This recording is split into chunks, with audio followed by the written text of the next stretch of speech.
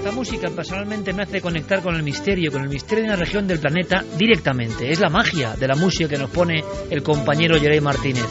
Este es un grupo de Cuzco, el ombligo del mundo para los incas. Y en cuanto suena, ya me imagino. Y quiero que lo imaginéis, planeando sobre una cordillera maravillosa, una cordillera inhóspita también, un lugar que podríamos, a tenor de las últimas noticias, por desgracia convertir en plutonía, casi en conexión, en parte, con lo oscuro, con los infiernos. Los Andes impresionan, pero son un mundo aparte, son casi como un continente, y sobre todo en el Perú se produce una historia triste que ha vuelto a los teletipos, una historia que nos habla de tiempo pasado y que yo quería elaboraros en una especie de dossier para que todos seamos conscientes, como decía, del espanto. El espanto que viene a continuación es otro tipo de espanto, es diferente, pero la misión no es regodearse en el espanto, porque incluso vamos a ser cautos y no contar algunas de las cosas más terroríficas. Lo que ocurrió durante mucho tiempo en un país tan hermoso, tan querido, donde tenemos tantos amigos como el Perú, supera cualquier ficción. Y eso que hemos hablado hace poco de Mesopotamia y lo que está pasando, nunca deja de, por desgracia, horrorizarse con esto. Pero también os diré, y más oyendo estas músicas, que si tenéis la oportunidad en alguna ocasión de viajar al Perú, sentiréis una conexión, si os gusta el misterio, muy especial. Es el clima, son las brumas, son las antiguas ruinas, son las sensaciones de que ahí hubo mundos todavía sepultados e inexplicables. Y cuando, por ejemplo, en Cuzco, arrancándose sin más, los niños, las mujeres, los hombres hacen sonar sus instrumentos, uno siente que está en un lugar que es clave, seguramente el país más misterioso del planeta, porque allí, como decíamos antes, hablando de los muñecos malditos, se cree que las montañas tienen vida, que son los apus, que los ríos, como el Ucayali o el Uparimac, tienen una fuerza como la serpiente antigua que les dio la vida, que los árboles tienen nombre propio, y son capaces de transformar su alma, o incluso que el sol y la luna siguen siendo entidades reales, no simples objetos celestes. Y nos marchamos concretamente a un lugar en la provincia de Ayacucho. Ayacucho, según el diccionario etimológico, su nombre, como siempre, no es casualidad. Diccionario español quechua, la antigua lengua que aún se habla por parte de los descendientes de los incas. Aya significa muerto y cucho, rincón. Ayacucho es el rincón de los muertos. Aunque algunos estudios dicen que es Ayacuchoc. Ayacuchoc es no rincón de los muertos, sino el que trocea a los muertos, el que corta a los muertos, el autopsiador o el viejo dios andino y de los desiertos del Perú, el degollador. Uno, cuando va a la etimología, dice: qué curioso, aquí la muerte y la vida, como hablábamos de Mesopotamia, siguen jugando. Estamos viajando, amigos, en un planeo imaginario pero real a la Mesopotamia del Nuevo Mundo. Porque allí surgió en Ayacucho una cultura a la que atribuyen maravillas como Tiahuanaco, la ciudad sin tiempo, que es la de los Wari. Hace muy poco también aparecía en teletipos una noticia. Una momia, una de tantas, pero tenía algo diferente. Era una momia Wari.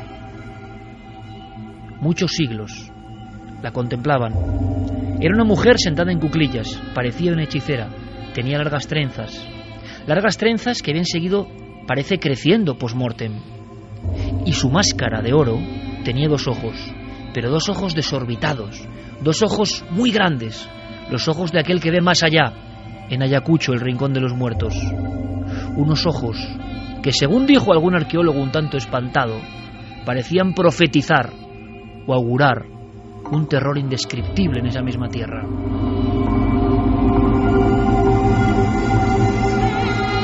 ¿Cómo explicar lo que pasó en Perú y que ha sido noticia? La noticia es la siguiente. Un teletipo nos habla de que una única superviviente en una noche de horror ayuda a unos forenses, imaginaos la escena, tras día y medio de camino por las sendas de los Andes, a llegar a un pueblo muerto, un pueblo fantasma, un pueblo donde no queda nadie. Casi no la quieren creer, pero ella sigue indicando: ¿dónde están los habitantes del pueblo fantasma? Ella dice entre llantos que fueron, antes de ser ejecutados, obligados a construir su propia fosa. Cuando los investigadores científicos de la Fiscalía de Lima empiezan a investigar y a rascar, ahí aparece todo el pueblo. Todo el pueblo desde 1984 había sido prácticamente enterrado vivo. Lo que ocurre es que estas voces, en la zona de Ayacucho comprendida por el estado de la Mar, a la que llaman Oreja de Perro, resulta que representan un mapa enorme. Se calcula que hay 4.600 fosas comunes en esa zona de los Andes. No me he equivocado en el dato. 4.600 fosas comunes. Más de 600 pueblos fantasma. En mitad de la garúa o de la bruma, del frío desolador, a 4.000 metros de altura, donde la tierra casi es imposible para el hombre, pero que fue colonizada por estas culturas incaicas. Allí a veces aparece una iglesia medio derruida. Aparecen 4 bloques de piedra de lo que fue la plaza del pueblo. Aparecen algunas chozas. Y lógicamente se dice que en las noches quien se atreve a pasar por estos lugares se pena. Cuando en Perú, en nuestros viajes, hemos escuchado la palabra allí penan, significa que las almas no descansan, que se oyen los llantos de los niños, que se oyen los lamentos de los sacrificados, que en esos lugares donde no hay carreteras, donde hay que pasar por trochas durante un día entero caminando con mulas, en esos pueblos que ya no existen, como si fuera una plaga bíblica la que hubiera arrasado con ellos de la faz de la tierra, allí se pena. Y esta mujer, Dolores, la única superviviente en una noche de muerte, contaba que allí se penaba y que se acordaba perfectamente de cómo hombres, mujeres y niños cavaron con sus manos y con palas ante los asesinos sus propias fosas, la fosa común que ahora, hace una semana, se ha descubierto. No es fácil explicar el conflicto para comprender esto. Nos han hablado de otros lugares del mundo, pero resulta que el entrañable Perú, el hermano Perú, el Perú que habla nuestra lengua, el Perú que también tiene una historia de españoles, evidentemente, el Perú de las crónicas de Guamán Poma, el Perú de los sacrificios antiguos, porque los Wari, esa momia de ojos desorbitados, sacrificaban niños, cierto es, no se puede negar. Resulta que eso parece que ha sido como un imán para la oscuridad. Y uno se pregunta realmente si no estaremos ante una plutonía, ante un lugar que por algún motivo conecta esos cerros sagrados con lo más oscuro. Lo oscuro sigue repitiendo su historia.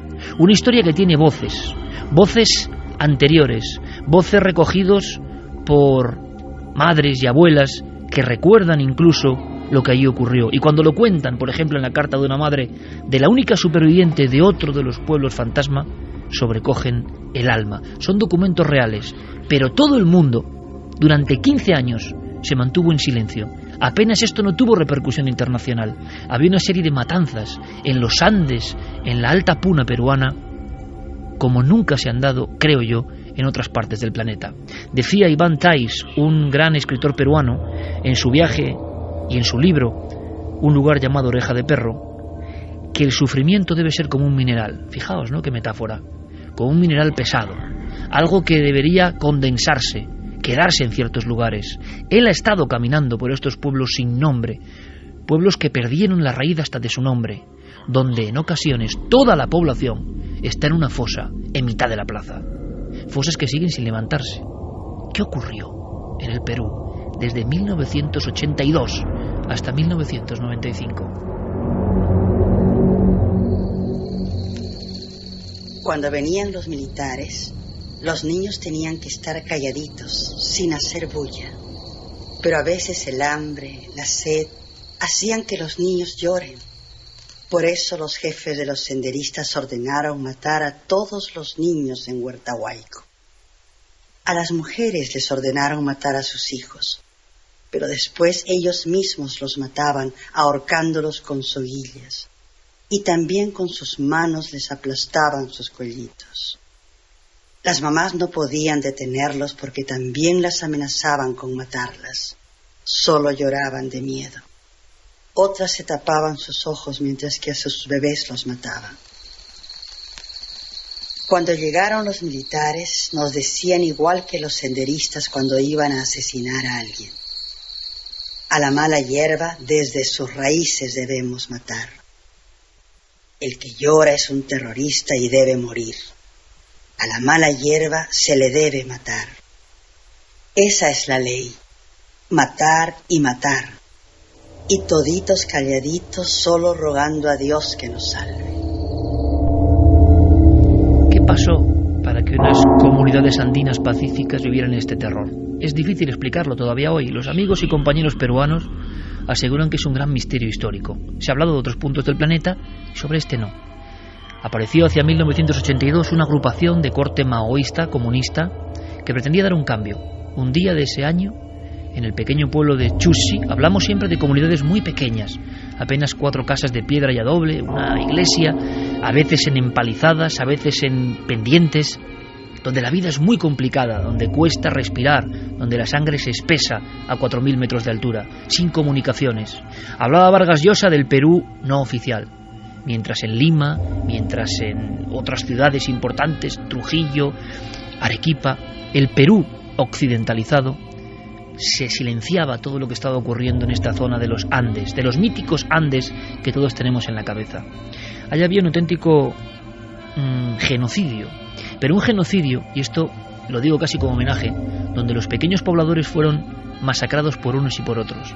Ese grupo Sendero Luminoso en 1982 revienta unas urnas electorales y empieza con una serie de militantes a tomar unos pueblos donde no había ni ayuntamiento. El jefe simplemente solía ser el Barayoc. ¿Quién era el Barayoc? El Barayoc era el más anciano del pueblo. Esta tradición de poder viene desde los incas, que le dieron este nombre, Barayoc. Por tanto, era muy fácil reducir al Barayoc y decir que ellos eran los nuevos dueños, sobre todo si tenían fusiles. Con la hoz y el martillo, los seguidores de Sendero Luminoso empezaron a provocar el terror. Pasaron de la disciplina a las torturas en público, a las decapitaciones, una especie de locura de sangre para dominar ciertos pueblos y para expandirse en una especie de afrenta al Estado. Por otro lado, imaginaos, amigos, porque esto no es muy conocido, el Estado empieza una especie de guerra sucia. Comandos militares, aparentemente sin ningún tipo de control, tienen una única misión, que es acabar con estos subversivos comunistas que están quedándose con el territorio de la Oreja de Perro en Ayacucho. Y entonces los pobladores, los humildes pobladores que cultivaban su yuca, su plátano, su maíz, que vivían con lo justo, que vivían casi como en la edad de piedra, que vivían con sus ponchos y sus pocas llamas, veían cómo venían los terroristas y les masacraban. Venían los militares y a veces, creyéndoles terroristas, también los masacraban. Así, poblaciones enteras. Así, voy a dar otro dato, 75.000 muertos. 75.000 muertos, de los que se han recuperado 1.300 cuerpos. Pensemos en la cultura andina, que cree que el alma pena. Si no se entierra con unos sacramentos, el alma pena. Si a uno lo matan con violencia, a destiempo, el alma pena. Bueno, pues hay 73.700 personas en pueblos fantasmas que penan. Así pues, la guerra se hizo fratricida. Encapuchados, casi como otros grupos de la Mesopotamia hoy, aparecían en las noches, muchas veces incluso aparecen retablos y en dibujos en noches de luna llena. Los miembros de este misterioso grupo, Sendero Luminoso, uno de los grupos terroristas más sanguinarios de la historia, aparecían y tomaban un pueblo. ¿De qué forma? Ejecutando a todos, quedando solo con las personas que podían servirles militarmente. Se mató a niños, se mató a mujeres. Hay decenas de fosas con niños y mujeres, solo con niños y mujeres, que se descubren en lugares inaccesibles casi por casualidad. Pero luego venían los militares incontrolados, buscando como fuese cualquier pista, y a veces las pistas se daban por envidia, se acusaban sin pruebas, y los militares, por increíble que parezca, comprobado está en las comisiones de la verdad, arrasaban de la misma forma, con la misma violencia que los propios terroristas. El terror y aquellos pobres pobladores, con sus creencias, con su cultura, durante 15 años masacrados. Por eso hay una zona, la Oreja de Perro, en el Perú, Ayacucho, que prácticamente ha sido exterminada. Ahora solo algunos pobladores quieren volver a esos lugares donde ya no queda casi nadie y donde todos aseguran que precisamente en la noche se oyen todavía las voces clamando justicia. Los teletipos hablaban de esta pasada semana prácticamente, el hallazgo increíble por parte de una mujer que había sobrevivido. Habían llegado en la noche los terroristas en 1984 y ella había sobrevivido por algún motivo, y 30 años después, acordándose de dónde ocurrió todo, ha ido con los forenses para encontrarse con el espanto. El antropólogo forense Luis Rueda, de esta comisión fiscal, hablaba así con nuestro compañero Fermín Agustí y nos contaba cómo, por increíble que parezca, al margen de cualquier noticia, en el Perú profundo se ha producido un éxodo. Pueblos enteros, como está ocurriendo por ejemplo en Turquía, pero por otros motivos, tenían que marcharse a las cuevas. Volvieron a la edad de piedra, niños, mujeres y hombres viviendo en cuevas, con sus pueblos dominados bien por los militares, bien por los terroristas. Ellos vivían en Chilligua, que es un poblado al cual al lugar es inaccesible, ¿no? Es una puna, en la zona conocida como Oreja de Perro, en Chungui. Estaba en constante asedio tanto de los grupos senderistas, así como el asedio también de las fuerzas del orden, ¿no? Es así que ellos deciden asentarse en otro lugar. Se reúnen 50 personas, de las cuales habían más mujeres y niños, y se van hacia el lugar que se llama Paccha, ¿no? Que queda aproximadamente de ese punto Chilligua, queda como a 1 día y medio de caminata, ¿no? Paccha, un lugar fantasma, el lugar que ha salido en los teletipos, y yo he querido esta noche, como experimento con todos vosotros y como espanto del horror humano, y para que esto por lo menos tengamos conciencia de hasta qué punto el hombre puede ser un monstruo, un lobo para el hombre, y nos sobrecojamos tanto para precisamente nunca caer en el error, ni de la ideología, ni de la fuerza, ni de la violencia, porque en algunos lugares cuando esto se desata sin ley, ocurre lo que ocurre. Perú es un esqueleto vivo en esa zona de Ayacucho, un ejemplo de lo que ocurrió. Luis Rueda fue durante 1 día y medio junto a las mulas, guiado por el instinto de una mujer, Dolores Guzmán. Esta mujer escapó de aquella noche en la que llegaron los hombres vestidos de negro y ejecutaron a todo el pueblo. Pudo escapar. Así nos la presenta. Bueno, dentro del universo de personas que se ha exhumado hay más mujeres y niños, ¿no? Niños de entre 2 a 8 años, ¿no? La señora Dolores, que conocía a gran parte de esas personas porque eran lugareños, ha llegado a reconocer presuntamente a nivel indiciario, en base a las prendas, a un aproximado de 15 personas, ¿no? De las 21 personas recuperadas. La noticia que se repite por todos los medios, se replica, se copia y se pega, como se hace habitualmente muchas veces, nos llega como un reflejo lejano, como otra noticia perdida entre tantas que ya no nos impactan. Yo quiero que nos impacten. Esta mujer reconoce a toda su familia por la ropa que llevaban y porque la recuerda cavando su propia fosa una noche de luna llena cuando llegaron estas personas. ¿Quién mató al pueblo de al lado? Pues lo hicieron los otros, es decir, a 400 metros, 2 facciones en lucha maniquilaban a todo el pueblo. Es una historia que ya nos ha contado en parte Vargas Llosa y otros, pero que solo con lo periodístico y oyendo las voces creo que podemos comprender. El odio, el ambiente, la orografía propiciaban la traición, propiciaban el encuentro furtivo, propiciaban la muerte en cualquier esquina. ¿Os imagináis el terror de esas familias? ¿Qué culpa tenían? Viviendo en las cuevas, alejados de sus centros, de sus pueblos, del lugar donde nacieron. Hemos podido hablar, gracias, repito, a la gestión de Fermín, con la propia Dolores. Me parece impresionante. He podido hablar con ella durante largo tiempo. Casi habla también todavía en el viejo quechua, que hablaban sus ancestros muertos en esa fosa. He tenido que extraer algunas partes para que entendáis este terrible suceso que supera cualquier película. Allá por algún motivo la perdonaron y le hicieron cocinar para las personas que iban a ser ajustiadas. Es decir, ella tuvo que dar la última cena a su propia familia, colgada de pies y manos, para luego ser dejada en el monte y huir para quizá contar esta historia. Así nos lo contaba esta noche en la cadena SER. El pueblo era un pueblo, ¿no? Y ahora no hay nada, y pasó 30 años y totalmente no hay nada, tantas personas se han muerto, prácticamente 38 personas se murió en ese lugar en 84, nos ataca los senches, como 50 senches, y no lo respetaba al niño, a las madres gestantes, todo le mató, tanto que estoy rogando, no le perdonó. La gente en la noche estaban Entonces la gente, cuando yo fui al lugar, estaban torito, estaban señoras amarrados con sogas. Yo estaba embarazada a mi bebé de 1 mes, y entonces de ahí le dijo en la noche, y un momento que cuando llegamos a la casita todos estaban amarrados sobre el cuello en la noche. A las 8 de la noche le matan a la mitad persona, sin comer nada, sin agua, y yo le ayudaba a todos los que estaban amarrados, los niñitos pidiendo comida, cuando cocinaron ellos pidiendo comida, y yo les ayudaba a los niñitos.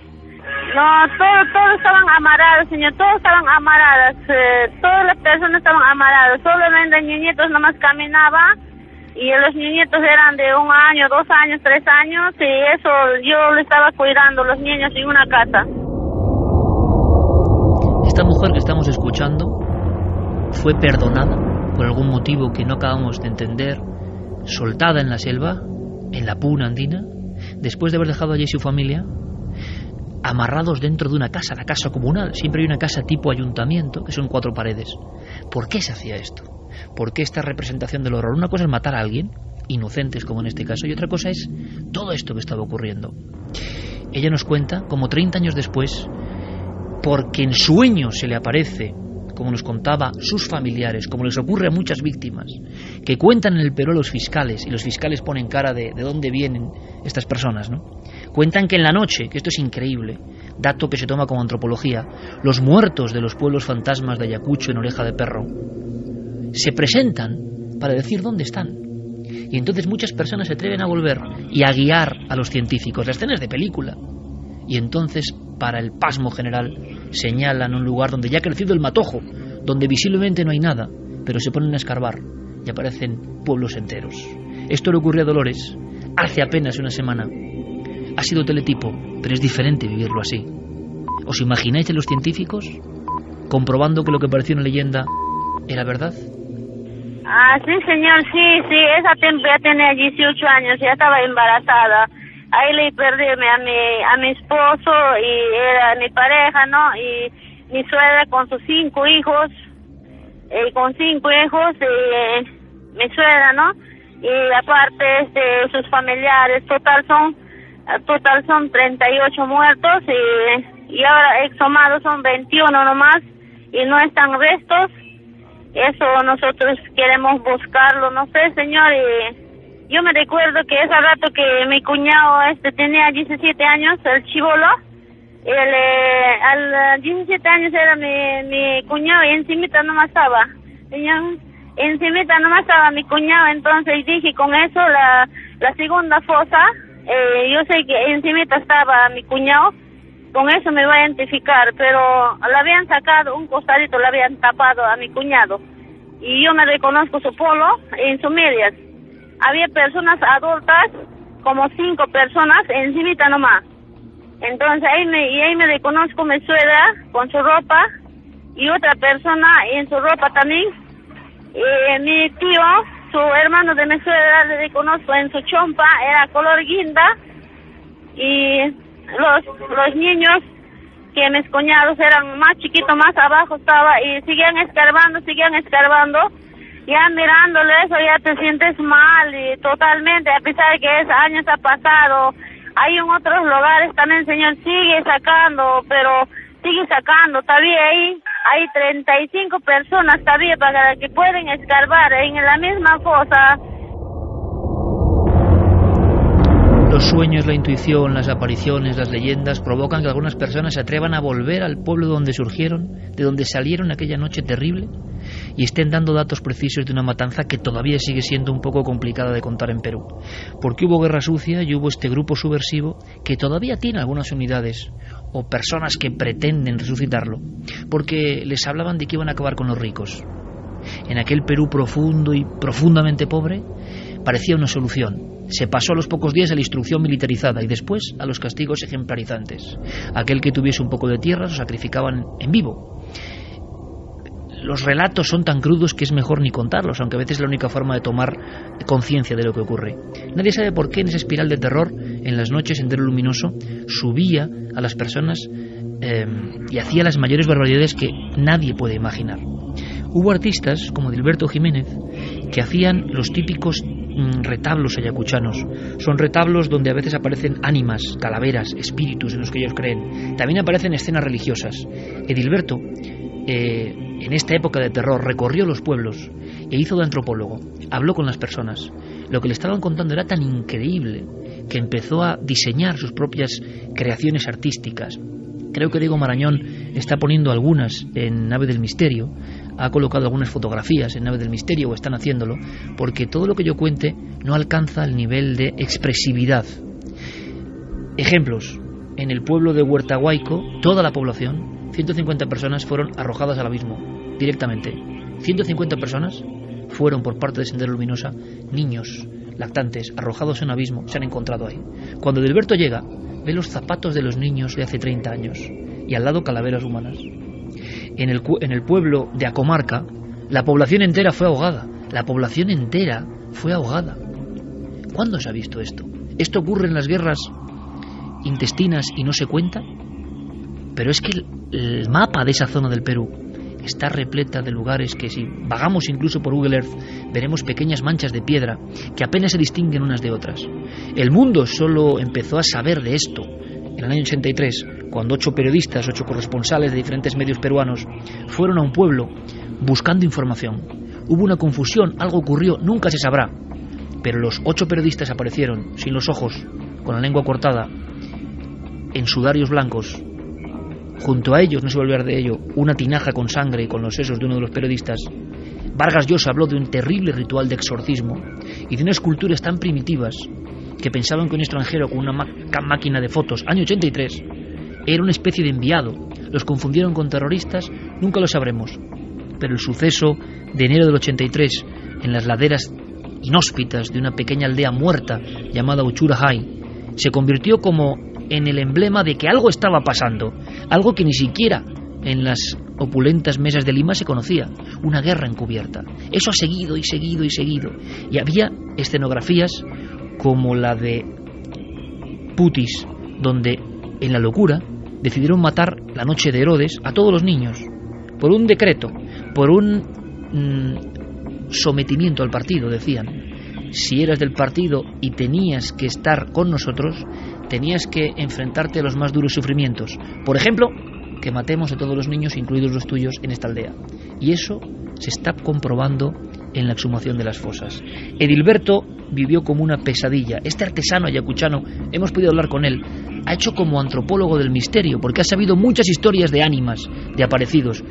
¿Cómo no va a haber aparecidos, creencias en aparecidos, almas que vagan, os imagináis, en los últimos pueblos fantasmas reales, donde la vida era muy dura, pero donde pasó todo esto?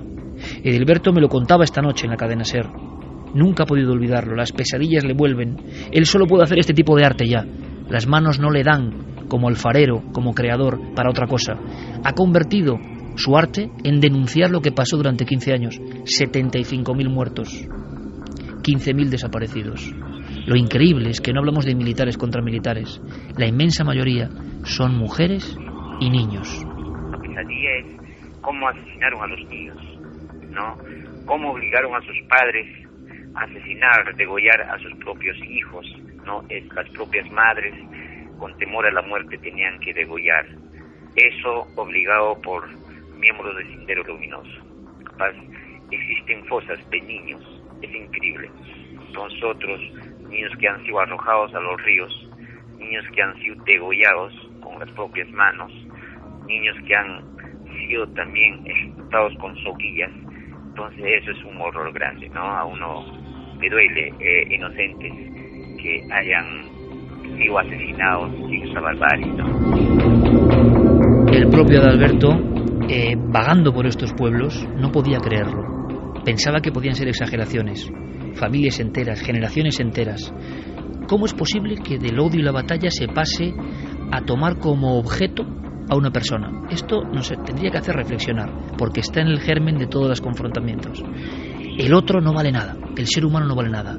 ¿Qué clase de ideología de unos u de otros puede hacer que uno mate a un niño inocente, lo arroje a un río, lo decapite? Está pasando ahora en la Mesopotamia, pero esto pasa con gente que hablaba nuestra lengua, mucho más cercana en lo cultural. Es decir, cuando se desbarata todo, el horror es posible. Senderistas y militares, más que enfrentarse entre ellos, acudían a las comunidades y saciaban auténtica sed de sangre. Hay mucho escrito sobre todo esto, pero poco se ha escuchado. Cuando uno lo escucha en estas voces se impresiona. Yo le preguntaba a Edilberto, muchos de estos lugares son prohibidos, muchos de estos lugares no son transitados. Hay una cultura en los Andes que dice que el ánima vaga por el lugar donde fue ajusticiada la persona. Y no os imagináis, porque son los lugares más tristes del planeta Tierra, con una vegetación, unas montañas, unas nubes exuberantes, misteriosas, enigmáticas, con una soledad a veces de días enteros para llegar al siguiente pueblo. Hemos estado varias veces en Machu Picchu. Ahí están los turistas, ahí están los hoteles de 5 estrellas, y cuando uno sube al Templo del Sol, pero se gira al otro lado, como dando la espalda a toda esa maravilla de la humanidad, mira hacia unas montañas que están al frente, unas montañas como la coraza de un dinosaurio, que van prolongándose hasta el infinito. Ahí empieza la Oreja de Perro, ahí empieza un lugar que estuvo al margen del mundo. Ahí están los pueblos fantasmas hoy, los pueblos donde se ponen pequeñas cruces de palo y poco a poco los pobladores empiezan a tocar, a visualizar. Cada pueblo, en vez de plaza, tiene su fosa, y en la inmensa mayoría no queda nadie. ¿Ocurrirá esto en alguna otra parte del mundo? Pueblos enteros con toda su población enterrada. Por supuesto, Edilberto, en sus cuadernos, en sus dibujos, se llevó cientos de casos. Se oye el llanto de los niños. ¿Cómo no va a oírse?, pregunto yo. Se oye el desgarrador lamento en la noche de las madres, condenadas a muerte y sin escapatoria en aquel lugar. Edilberto podría contar muchas cosas, pero nos adelantaba esto en una entrevista difícil de olvidar para nosotros. Como las almas penan, ¿no? Como los niños lloran, etcétera. O sea, en cada lugar tiene su propia historia y se cree que las almas ahí están penando, ¿no? Necesitan ser recogidas.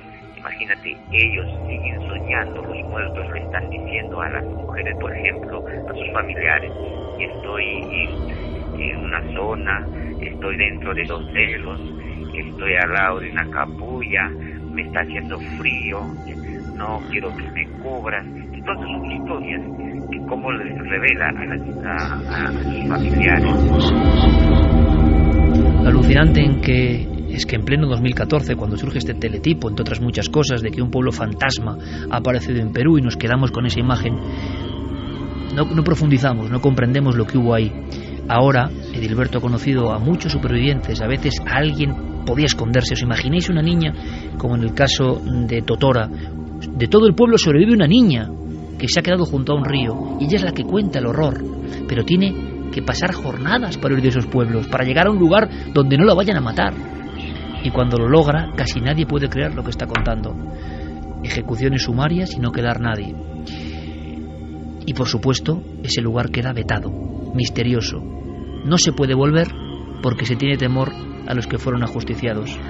Hoy, por desgracia, después de muchos años, ya no hay aparentemente estos sucesos, claro, y sin embargo la misma zona, lo que hablábamos de el imán hacia el terror, está tomada por los llamados cocaleros, muchachos que llevan en mochilas grandes cantidades de hoja de coca para ser procesada y están apareciendo día sí día no muertos en los caminos. Las confrontaciones son ya entre los militares y los narcotraficantes, pero en el mismo lugar. Y yo me quedo con las palabras de Iván Zais. Si el sufrimiento fuese un mineral, si se depositase como sedimento en algo, ¿qué sería esta zona?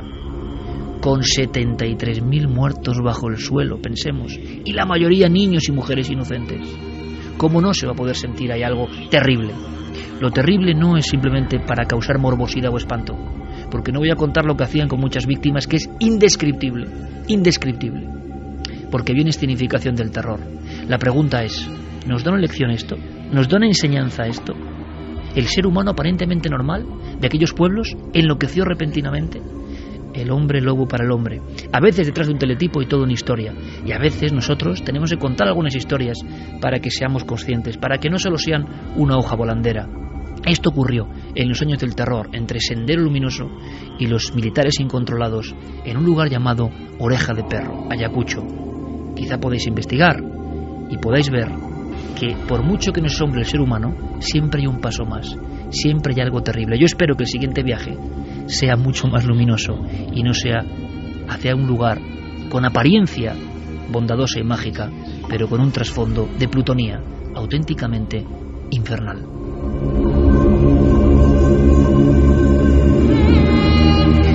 Diego Marañón, ¿estás por ahí? Estoy, Iker, estoy verdaderamente impresionado escuchando todo esto. Y no podemos dar más datos. Yo no sé si tú has accedido en tiempo real en Nave del Misterio, en las redes sociales, a poner alguno de estos terribles retablos ayacuchanos, ¿no? Sí, los hemos puesto también, hemos puesto los grabados que Dilberto pudo dibujar sobre el terreno mientras los residentes en aquella zona le explicaban todo lo que había pasado. Están en Twitter si la gente quiere consultarlos. El dibujo expresionista, como buena escuela cuzqueña y ayacuchana, supera todo. No hay película que supere esto, es increíble, ¿no? Vamos con la dramatización. Iba a decir para poner un poco de paz, pero creo que no.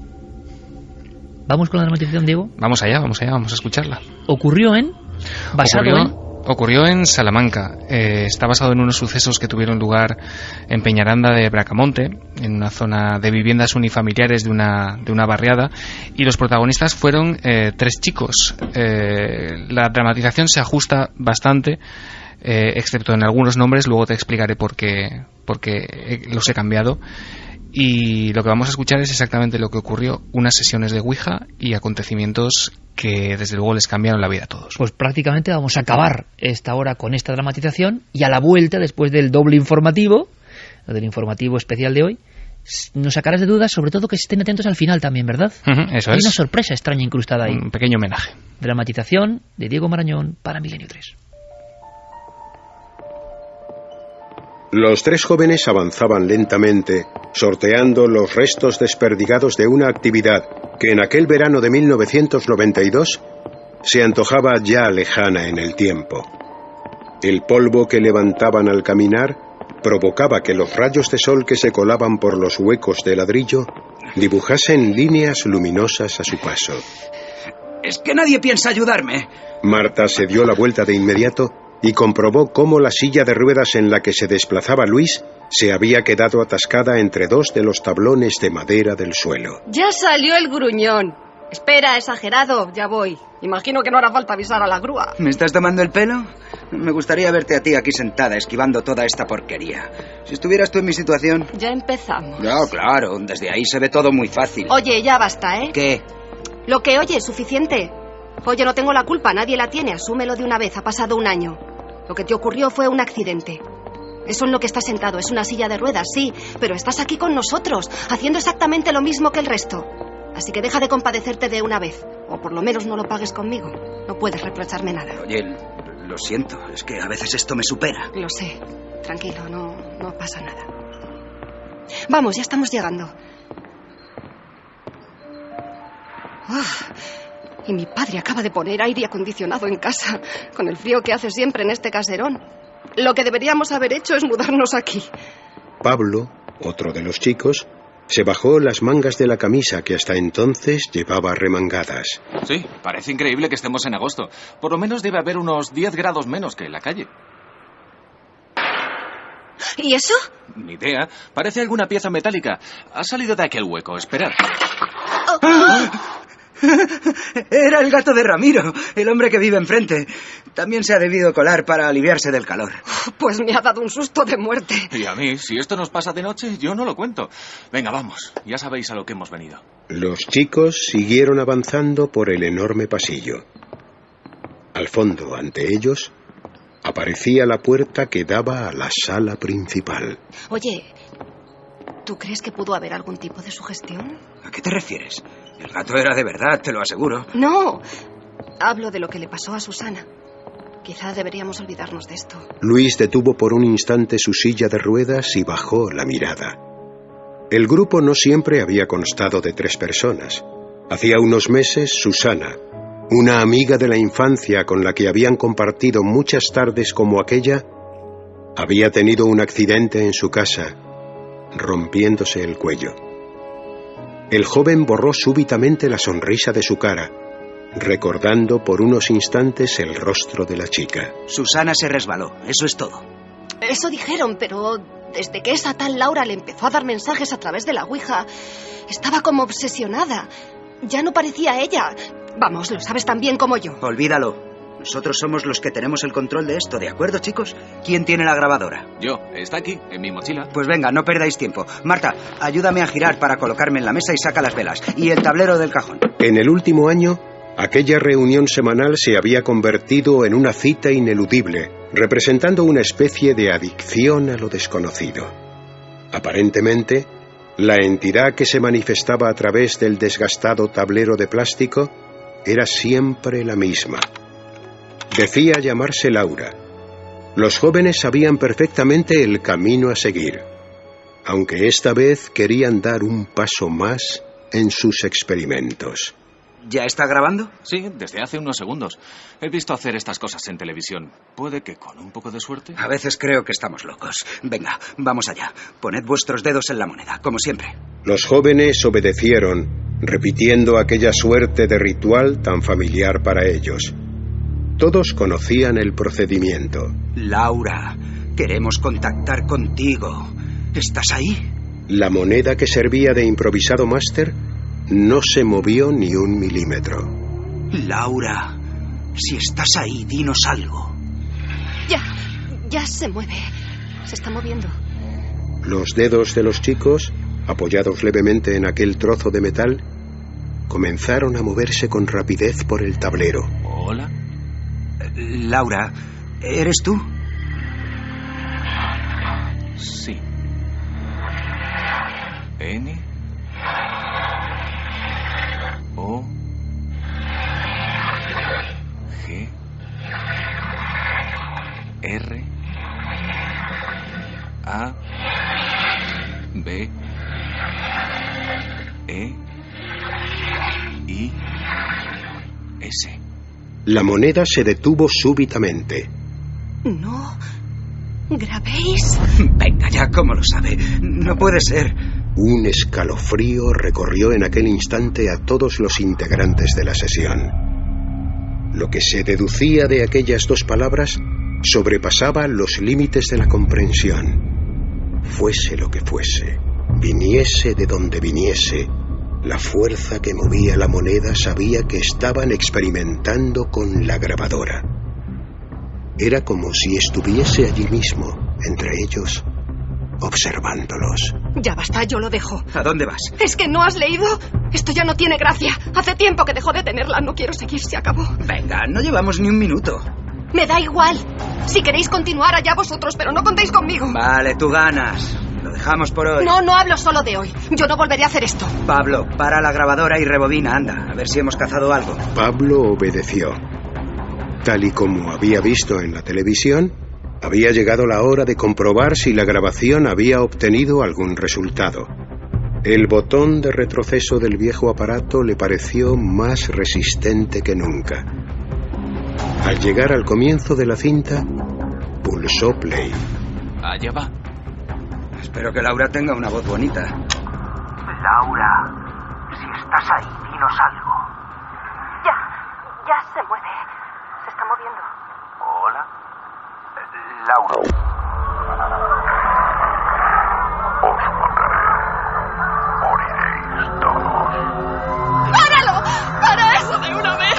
¡Quiero irme de aquí! ¡Os lo dije! ¿Qué coño ha sido eso? No lo sé, pero no pienso volver a ponerlo. Nos ha engañado. Todo este tiempo nos ha estado mintiendo. Sea quien sea, no es Laura. Ni siquiera creo que esto que se escucha sea humano. Yo sabía que Susana no había resbalado. ¡Esa cosa! Cálmate, Marta. Ven aquí, dame la mano y escúchame atentamente. Tenemos que acabar con esto de una vez por todas. Parar esta locura y demostrarle que quien ríe el último ríe mejor.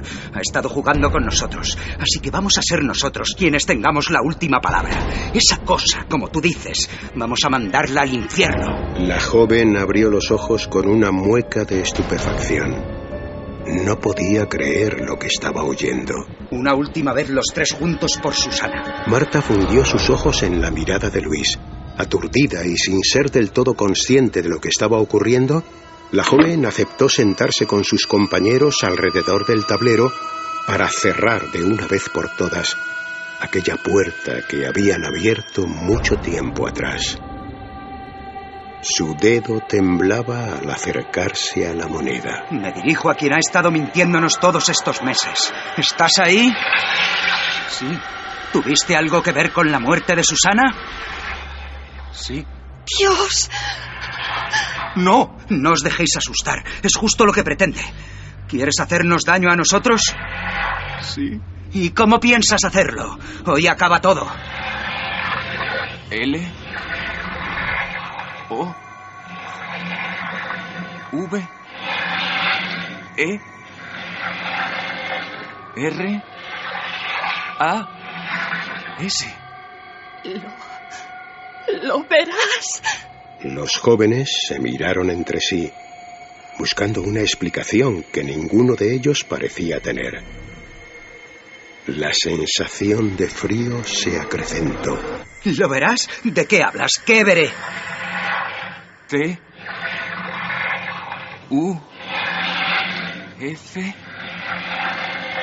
U T U R O.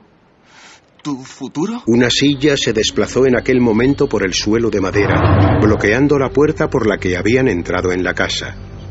Las 2 velas que permanecían encendidas sobre la mesa se apagaron de golpe. ¿Quién ha hecho eso? ¡Vámonos de aquí ya! Sí, vale, larguémonos. Mientras los jóvenes se dirigían hacia la puerta, Luis fue incapaz de distinguir un profundo agujero en el destartalado suelo. Su silla de ruedas quedó encajada en el hueco, provocando que el muchacho cayese hacia atrás. El golpe lo dejó inconsciente. Lo verás. Verás tu futuro. Tu futuro. La mente de Luis estaba sumida en la más profunda oscuridad. No era capaz de ver nada, pero aquella voz retumbaba cada vez más fuerte en su cabeza. Lentamente, la negrura fue dando paso a lo que parecía ser un punto luminoso en la lejanía, tenue al principio y más fuerte a medida que se iba acercando. Como si de una puerta se tratase, en el interior de aquel espacio le pareció distinguir una figura, una silueta que contrastaba con el blanco que la rodeaba. Tu futuro. Luis quiso gritar, pero no pudo. Intentó moverse, pero estaba paralizado. El terror dominaba su mente por completo, porque aquella silueta que en su mente aparecía suspendida sobre el suelo era la suya propia. El joven se vio a sí mismo balanceándose muy lentamente, con los ojos abiertos y una soga alrededor de su cuello. Ya lo has visto. Este es tu futuro.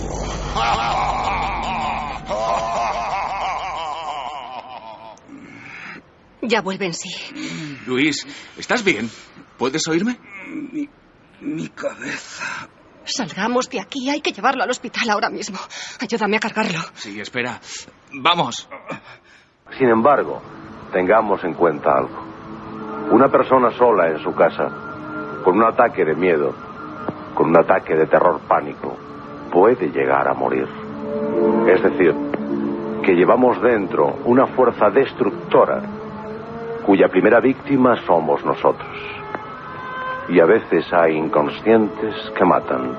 Por eso, queridos amigos de la medianoche, lo único importante, además del problema de Luis, es que aquí había 3 personas unidas de la mano, cogidos fuertemente de la mano. Había una impresionante corriente de amistad. Y eso es lo que tiene que salvar a Luis de ese problema que tiene en este momento. Gracias por haberlo contado, porque creo que servirá de ejemplo para muchísima gente, para que hagan como habéis hecho. Tirar el tablero de la Ouija, tirarlo a la basura. Nos vamos sonrientes, contentos y sin miedos. sin ningún miedo, porque estamos vivos. Con la intervención estelar al final en esta especie de bonus track del gran Antonio José Alés, José María del Río, como no, Julio López, Ana Isabel Rodríguez, Iván Jara, Jorge Sánchez, realización de Alfonso Sanz, todo míticos, ¿no? Aquí, en este grupeto, guión de nuestro compañero Diego Marañón. Diego, buenas noches. De nuevo, Diego. Sí. Creo que estamos dando la noche al público, pero bueno, ¿por qué ese bonus track que bien encajaba ahí, lo que decía el maestro Alés? Efectivamente, el protagonista del caso original no se llamaba Luis, tenía otro nombre, pero un día, cuando estaba precisamente escribiendo la drama y escuchando antiguos programas, como hago muchas veces, me encontré con estas palabras, ¿no?, que Antonio José Alés dedicaba a mediados de los años 80, mucho antes, a uno de sus oyentes que había escrito al programa para contar su caso. Era una experiencia muy similar, por otro lado, y al escuchar esto, estas palabras que alertan un poco contra la sugestión y que apuestan por luchar contra ella y tratar de ver el lado positivo de algo tan oscuro, pensé que muy probablemente lo que Alés hubiese comentado, si este caso le hubiera llegado muchos años antes, sería algo muy similar. 2:58. Diego, quédate al tanto porque algo pasa con esos chemtrails y vamos a hablarlo, ¿vale? Perfecto. Es la hora mágica, una hora que nunca fue, quizá, ¿no? Ahí quedarán los archivos, pero ahora estamos en esa especie de salto del tiempo. Vuelven nuestros compañeros, como si nada hubiese ocurrido, como si el viaje por la oreja de perro de Perú y la dramatización nunca hubieran existido, más que nuestro impacto emocional, que es lo que cuenta, ¿no? Nuestras experiencias, al final, lo experimental es lo que vale. Nosotros volveremos enseguida, con muchas más informaciones, con mucha actualidad, porque han pasado muchas cosas. Vamos a hacer una mesa milenaria especial, pero va a haber también otras sorpresas. Una hora más, si nos aguantáis. Aquí estamos, Milenio 3, edición especial, la noche más larga, en la cadena SER. Escuchamos la música que nos dice cosas. Dice Jeremy Martínez, nuestro comandante del sonido junto a Noel Calero. Jeremy Martínez, alias el mago de Cádiz, el requiebro fino, la cinta. Él sí que hace el clásico cuando jugamos al fútbol. Pues él dice, y me ha gustado, Iker, es que esta canción, y lo comparto, es mi corazoncito. Tenemos algo tan bello que hace músicas, que inspira el arte, que inspira la creatividad, que inspira lo hermoso. Porque ¿quién no puede sentir algo hermoso cuando Mike Oldfield hace esto? Mike Oldfield es un ser, por tanto, y poned ahí al que vosotros queráis, que ha logrado someter su oscuridad. No os olvidéis. Buen López dice, me encanta escuchar Milenio 3 en el coche, pero a la vez me da más miedo, no sé por qué, sois los mejores. Francisco Javier, no ver las actuaciones, estoy completamente acongojado, que estoy con los ojos como una lechuza, que cague, por Dios. María dice, la madre, qué susto, por experiencia no recomiendo la Ouija, entidad oscura, refiriéndose a lo que has contado de Perú, y qué terribles pensamientos pasarían por la mente de estos niños minutos antes de desaparecer. Horrendo. Mona Baku, una historia muy triste, más de 50.000 muertos, muchas poblaciones estaban entre dos fuegos, es el peor genocidio que hemos tenido en pleno siglo XX. María Ángeles Monserrate, ay, qué horror, por Dios, cuántos sufrimientos, las madres viendo a sus hijos como los mataban, eso sí que da miedo de verdad, pueblos enteros, me quedo sin palabras. Atienza Yasmín, horrible que te hagan matar a tus propios hijos, hay que vivirlo para saber, pero yo creo que me mataría antes de hacer eso. Sí, seguro. Sí, yo no entiendo cómo las madres pueden, por lo que cuentan, ¿no?, por librarse ellas, matar a sus propios hijos, degollar a sus propios hijos. Seguro que igual no fue así exactamente, ¿no? Me imagino que no, porque el instinto de una madre es morir antes claro. Que su niño, vamos, claro. Se moriría ella antes que matarlo. Aisha dice, qué imagen más terrible describe esta mujer, se me pone la piel de gallina cuando habla de los niños. David Sae, qué brutalidad, por Dios, ¿para qué queremos buscar demonios si ya los tenemos entre nosotros? José 7, Dios, la verdad, qué pena la vida en este pueblo y la pobre mujer. Daisy Nieves, conozco a militares que a pesar de los años quedaron marcados emocionalmente por la época del terrorismo. Gracias por vuestra participación. Muy atentos de verdad a nadelmisterio.com y a todo lo que hace Juan Villa, que está preparando algo bonito para la Noche de Ánimas. La semana que viene, Carmen, tenemos una sorpresa, creo que muy humana, ¿verdad? Sí. Y va a ser una Noche de Ánimas especial. Va a ser una Noche de Ánimas, es el día 1. Yo no quiero Halloween, oye, no sé si estáis conmigo, paso de Halloween. Oye, con todo el respeto, pero ya me parece como una campaña que bueno, que vale, que tiene sus raíces, orígenes celtas y lo respeto, pero es que yo soy español. Yo quiero Noche de Ánimas. Noche de Ánimas. De difuntos. Sí, ambas cosas. como en la alberca, con las últimas campaneras de ánimas. Reivindiquemos lo nuestro, hombre, aunque seamos los únicos. Noche de ánimas, ¿os apuntáis? La semana que viene en Milenio. Vamos ahora con alguien que seguro que nos dice algo a nivel filosófico, tal y como estábamos ya enganchados Santiago y yo, y enseguida con toda la información. Siempre tenemos la esperanza. La esperanza no se puede perder nunca. Como sabemos del horror, peleamos contra el horror. Contar para aprender. El miedo, porque sí, no vale para nada, de verdad. Vale si aprendes algo. Muchos amigos que nos escuchan en el coche, mandamos nuestro abrazo no solo a Enrique Bumburi, sino al compañero Javier Pérez Campos, que se encuentra buscando una de esas historias alucinantes, que ojalá salga todo, se hile todo, porque vamos a vibrar. Yo solo os puedo decir que cuando mi querido amigo Enrique Chazarra me lo comunicó, di un brinco. Ojalá lo logremos, Javi, suerte, estará escuchándonos y, como siempre ocurre a los miembros del equipo cuando estamos lejos unos de otros, unidos por el cordón umbilical de la radio, cómo se percibe el programa, ¿verdad? Es como diferente. Sin perder un minuto, 3:22, abrimos esa mesa especial donde opinamos de todo y de todos. Mesa milenaria.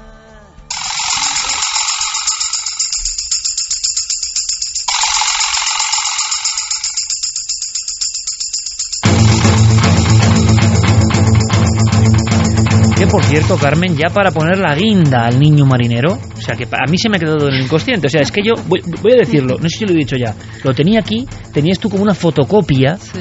Claro, aparecía más oscurecido, seguro que si lo veo en vivo me impresiona menos, pero en fotocopia, con perdón, el cabrito de él daba un miedo impresionante, y es un muñeco, y yo estaba aquí escuchando a Carmen la historia y estaba aterrorizado. No me lo saques otra vez, anda, guárdalo por ahí.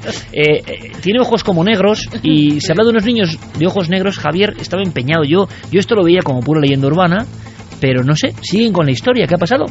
Pues sí, siguen con la historia y además están llevando hasta allí psíquicos y hay fotografías de por medio. Una de las psíquicas ha estado esta semana en Cannon Shake y lo que ha encontrado es, sentía una energía, y su marido, que estaba con ella, realizó varias fotografías donde ella indicaba, y allí parece que sale una niña con ojos oscuros, parece que está arrodillada o rezando.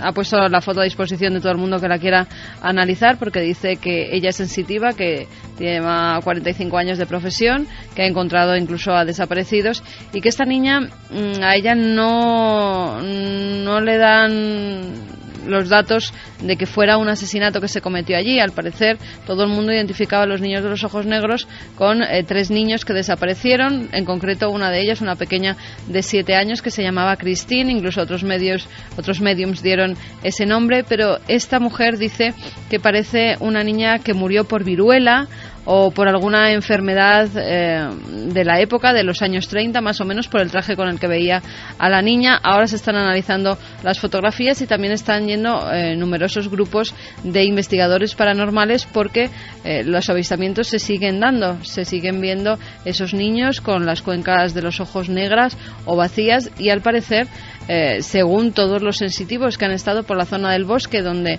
normalmente dicen que se aparecen estos pequeños, puede haber un cementerio clandestino, un cementerio no hallado hasta el momento, y es lo que están buscando.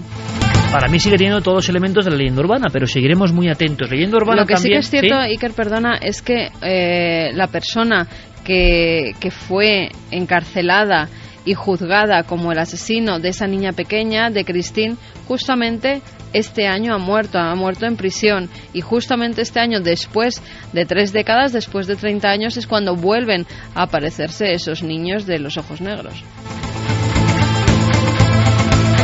3:25, lo que también tiene componentes de leyenda urbana, y creo que nunca vamos a salir del bucle, y que de vez en cuando hay como oleadas, es el tema de los chemtrails, o contrails, o como vosotros queráis, en los cielos, sendas. ¿Qué tienen de misterioso? Pues no lo sé, que a veces caen filamentos incluso. Diego, oleada de primer nivel, y tenemos algunos documentos.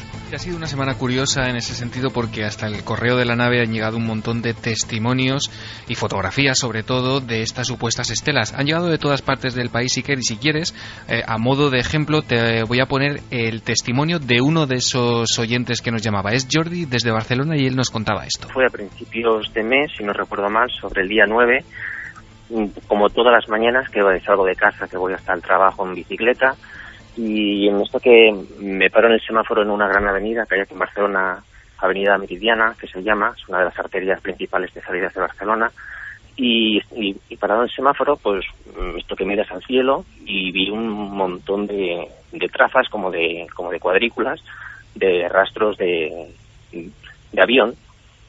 Me llamó mucho la atención la cantidad que había y las direcciones que tenían, que cada una no eran todas la misma dirección, ni mucho menos la primera lógica que le vi de dirección hacia el aeropuerto.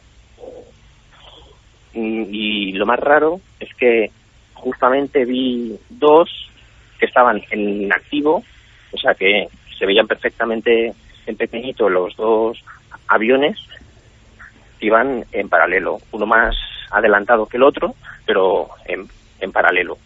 Había muy poquita distancia. En las fotografías que os envié hay una que se ve perfectamente. Mirándolo después con más calma, venían de mar hacia adentro. Barcelona es montaña-mar, norte-sur, pues era desde dirección mar hacia la montaña. Y más cosas en este sentido. Lo interesante es que han coincidido sin conocerse entre ellos, evidentemente, las oleadas de material desde diferentes puntos de España. Esto sí que es una forma curiosa de enterarse. Esto sí que lo trae la tecnología. Enterarnos de que las personas sin conexión entre ellas están viendo lo mismo, sea lo que sea eso.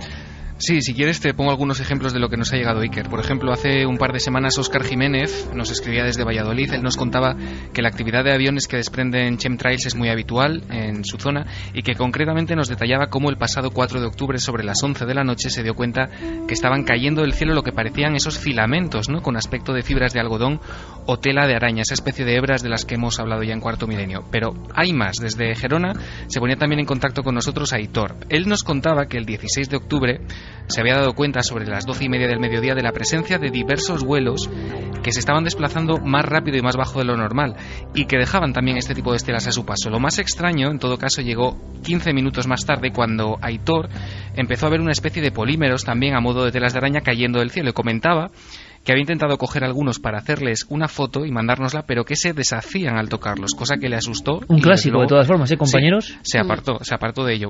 También un día más tarde, Gustavo nos escribía desde Benidorm comentando que son pocos los días también que estas supuestas estelas no aparecen en el cielo y que él no había visto nada comparado a lo que había ocurrido el pasado día 17, cuando los rastros parece ser que aparecieron desde muy temprano y, leo literalmente su correo, con una intensidad nunca vista hasta ahora en los últimos años.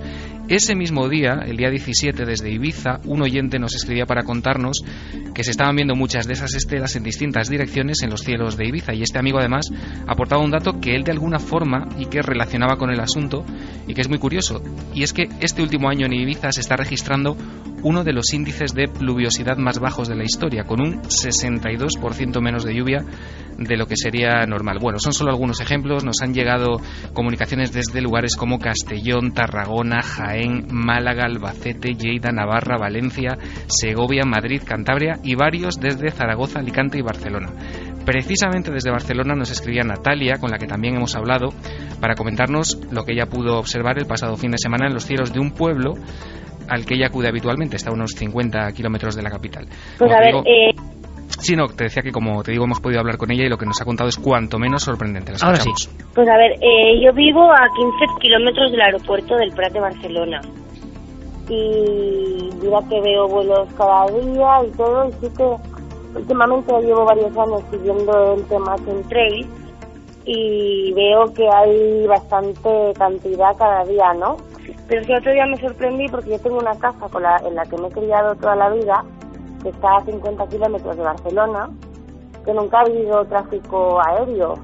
Es verdad que con los años tiene que aumentar, ¿no?, por todo, pero ese otro día subiendo de camino, estoy hablando de una zona que es de campos, una urbanización, y vi que habían como 8 aviones a la vez, en una zona que normalmente a lo mejor pasaba, ya que te digo, cuando era pequeña, un avión cada 5 horas, pero últimamente a lo mejor un avión cada 2 horas, ¿sabes?, a lo lejos, pero es que eran 8, iban haciendo celdas, no en cuadrados, sino como un coloca 4, pero en plan rombo.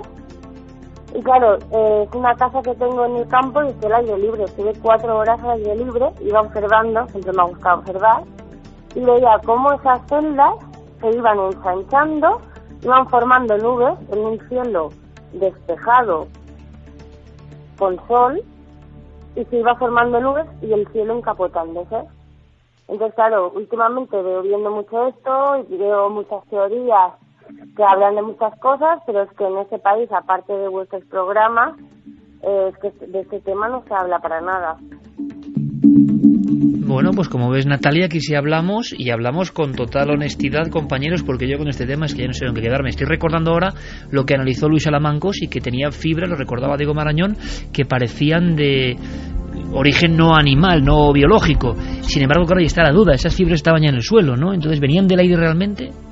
Claro, o al coger las muestras se cogió también muestras del suelo y el contaminado es el suelo.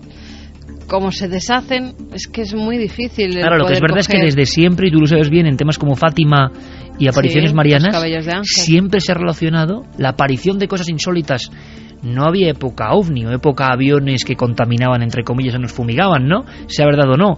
Pero es curioso, por ejemplo, en Portugal, diferentes episodios que tienen que ver con apariciones espectrales o de la Virgen o lo que vosotros queráis, y que se recogen por parte de investigadores muy serios lo que llamaron fibra albina, fibra blanca, que cae del cielo. Sí, o cabello de ángel, que también lo llamaban precisamente porque se le atribuía a la Virgen, a las apariciones marianas. Yo qué sé, es que con el tema de los chemtrails hay tanta conspiración por un lado. Me desconcierta absolutamente. Y también cuando sales a la calle y a veces ves rayajos en el cielo, dices chemtrail, contrail, yo nunca he logrado distinguirlos, de verdad que no. Y mira que lo intento y que me lo han explicado veces, que esos no son las estelas de condensación que dejan los aviones, pero luego... Que nada queda claro, ¿no? No, pero es que luego es verdad que mandan fotografías y todas las semanas, tengo que decirlo, todas las semanas nos llega alguna fotografía de chemtrails o chemtrails o como se llamen, que no sé ni cómo se pronuncia. Es curioso porque hay mucha gente también en Twitter que preguntaba en qué se diferenciaban unas de otras, y han sido los controladores aéreos quienes por propia iniciativa pues han contestado de alguna manera, utilizando también el perfil de la nave del misterio, contestando a esas preguntas, y nos han enlazado. La gente puede entrar en Twitter si quieren, con alguna explicación pues bastante educativa para aprender a distinguirlos. ¿Y tú los distingues ya? A mí me cuesta bastante, te diré. De todas maneras, ellos mismos, con las fotos que están colgadas en Twitter y que ha retuiteado Guillermo León, ellos nos decían que no había nada fuera de lo normal y que se trataba de estelas de condensación. Para tener una segunda opinión, lo que se nos ha ocurrido es llamar a nuestro compañero José Manuel Nieves, que controlaba un poco de estos temas. Le hemos remitido mucho. Efectivamente. Le hemos remitido algunas de las fotografías que han llegado hasta el buzón de la nave todos estos días, y después de verlas y de echarles un vistazo y de analizarlas, la opinión de José Manuel Nieves es esta. Yo creo que no estamos frente a ninguna oleada especial. Lo que sí tenemos son unas condiciones climatológicas que son muy especiales, porque sigue haciendo calor, pero en las capas altas de la atmósfera está haciendo mucho frío. Y eso significa que las condensaciones de los aviones se pueden manifestar de una forma más fuerte que de lo que lo hacen normalmente. No hay absolutamente ningún motivo para tener ningún tipo de alarma. Los chemtrails, así llamados, que en realidad serían los contrails, en el fondo son lo mismo, ¿no? Son condensaciones de vapor producidas por los motores de los aviones, y depende, que duren mucho o que duren poco, depende de las condiciones climatológicas y de la temperatura reinante en ese momento. Pueden durar unos cuantos segundos o pueden durar horas. Desde luego, si hubiera una conspiración para acabar con la especie humana o para enfermarla, pues muy mal les ha salido, ¿no? Porque en una sola generación han nacido ya unos 1.300 millones de personas desde la primera vez que se descubrieron los chemtrails, que me parece que fue en el año 1977. Pues han nacido 1.300 millones de personas, que es una China entera.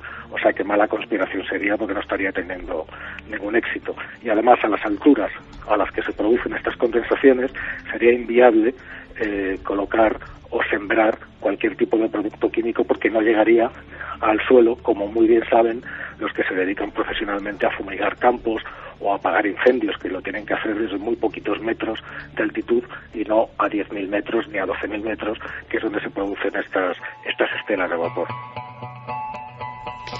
Nieves, claro, tiene sus riesgos, porque no hay tema que provoque más adhesiones y críticas encontradas. Yo no sé, porque yo os seré sincero, no le acabo de pillar el truco a esto. O sea, no me emociona particularmente porque que pueden tener razón unos u otros. Yo no lo sé.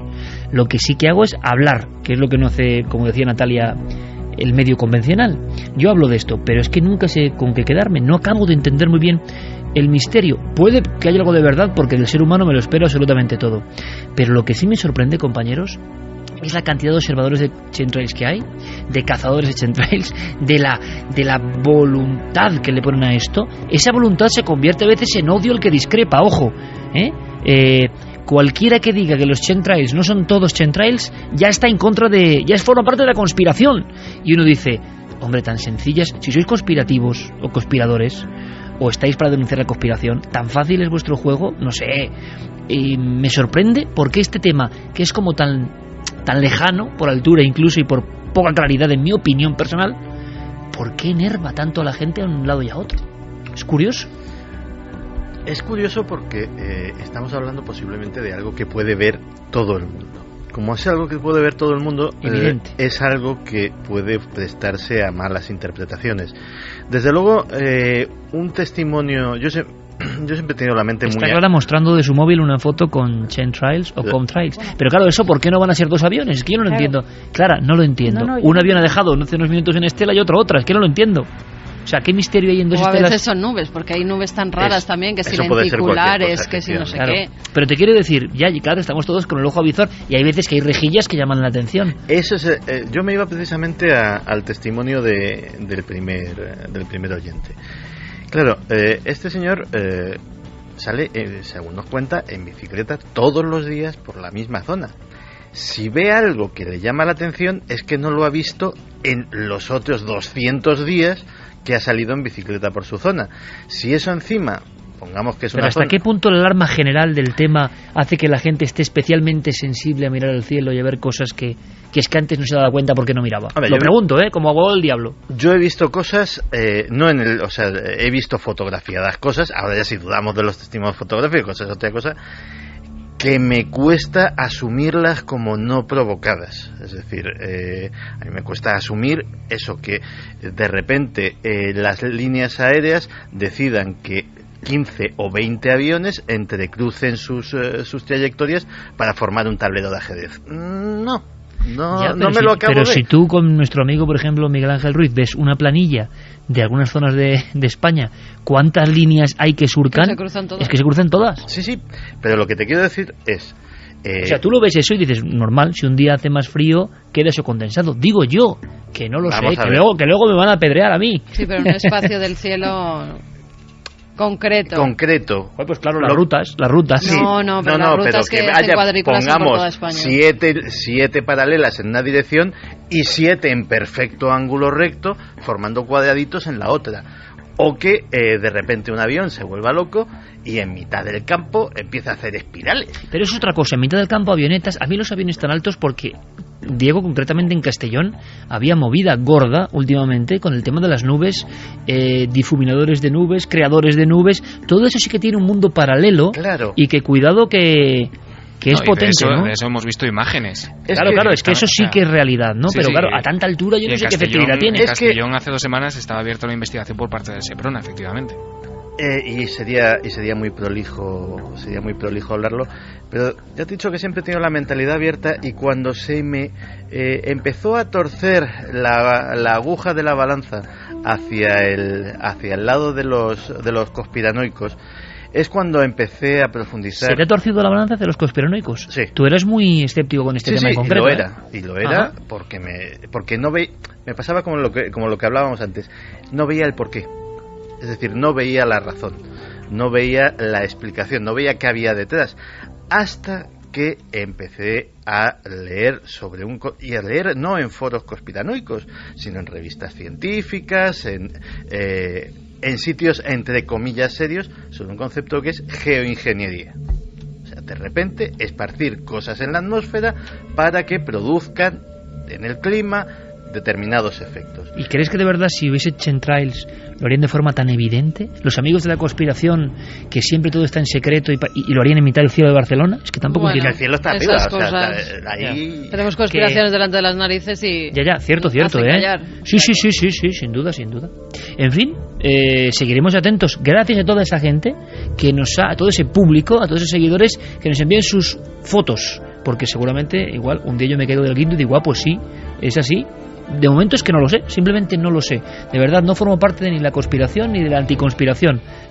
Porque esto es como Lagartijo y Frascuelo, Barcelona y Real Madrid, todo eso. O sea, con los chemtrails es imposible.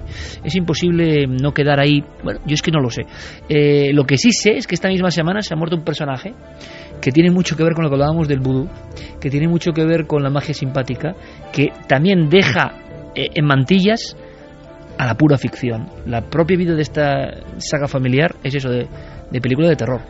Sí, totalmente de película de terror. Efectivamente ha fallecido Jean-Claude Duvalier, apodado Baby Doc, que fue expresidente haitiano, que ha muerto de un infarto con 63 años y que era hijo de François Duvalier, apodado Papa Doc, y que pues su hijo ascendió a la presidencia en 1971 a los 19 años, presidencia eterna, decían, tras la muerte de su padre, y continuó con el régimen de terror y de sangre que había iniciado su padre, ¿no?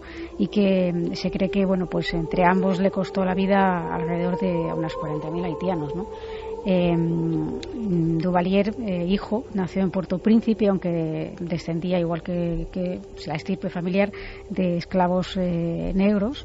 Y su padre había iniciado primero el reclutamiento de un ejército privado en 1959, que el nombre oficial era Voluntarios de la Seguridad Nacional, y esto lo hizo a raíz de una tentativa de atentado contra él.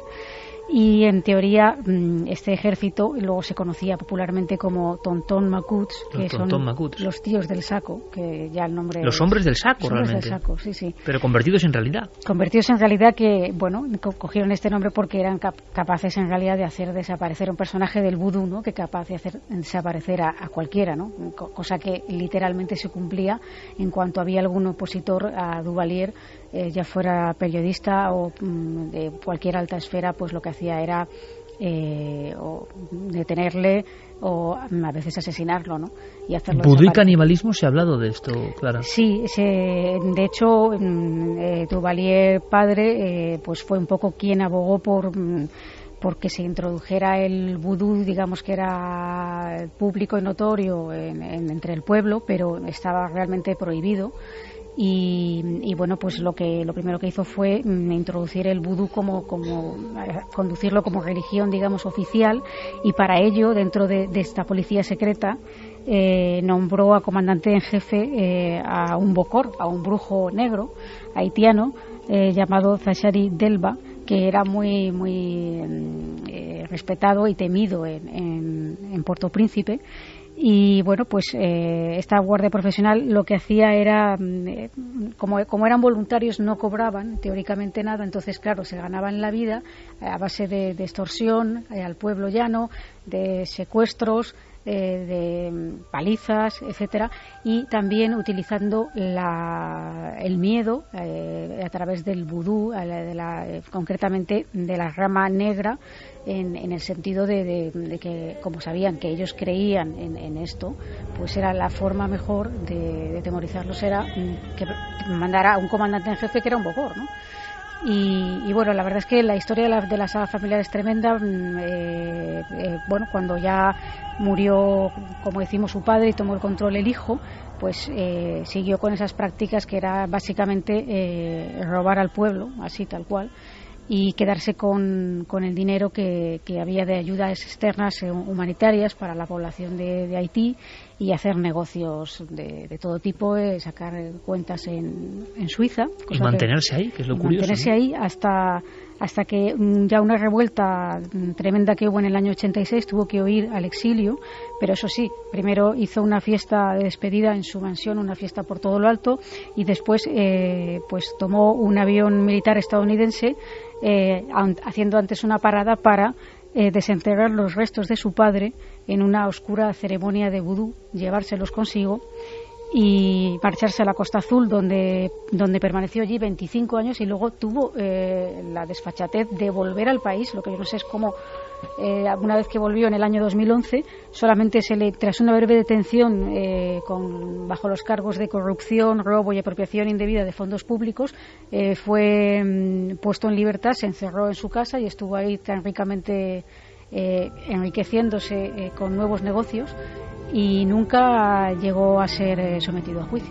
Estas figuras del África profunda y de la América profunda y de cualquier lugar del planeta profundo, asociadas al vudú, a los rituales, pero que se asesoraban por este tipo de brujería negra, que no era un folclore, que creían en ello, que le daba más vitalidad a su puesto, como decíamos, para la eternidad. Ha habido una noticia de esas.